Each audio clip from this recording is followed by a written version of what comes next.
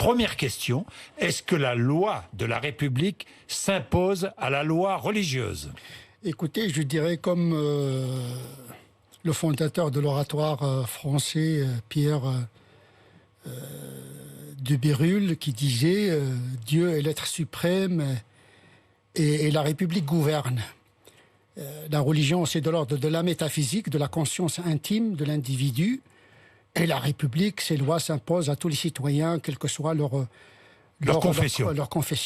Donc on est dans deux régimes distincts, le régime métaphysique, spirituel, la conscience profonde, parce que je pense que la liberté de conscience est la plus supérieure, et elle est supérieure même à la religion, parce que c'est grâce à la liberté de conscience qu'on adhère ou pas à une religion. Donc la liberté, c'est un principe, une valeur sacrée. D'ailleurs, c'est une valeur de la République, la liberté de conscience. Donc la loi républicaine est supérieure à la loi religieuse. Je dis toujours que le droit des musulmans, c'est le droit français.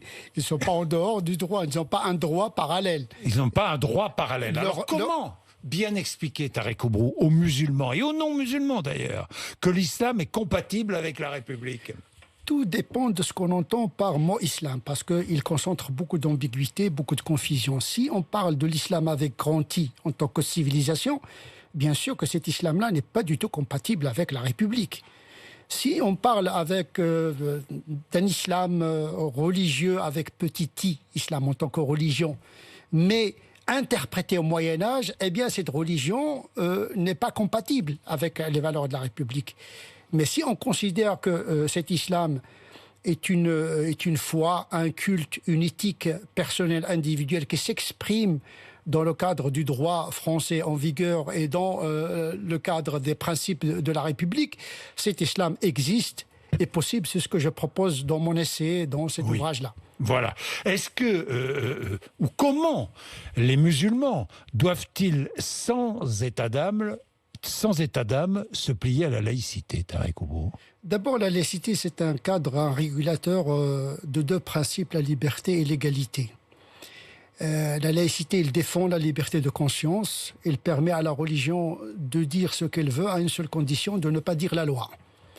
Et donc la laïcité, c'est la liberté de conscience à une seule condition, ne pas troubler l'ordre public établi par la loi. Ça, c'est le cadre juridique. Cependant, la laïcité, il y a la laïcité des textes, il y a la laïcité des têtes, ce qui se passe dans les têtes des gens, parce que chacun a son interprétation. Si on se réfère au texte, eh bien, il garantit la liberté religieuse en privé et en public, bien sûr, sans troubler l'ordre public.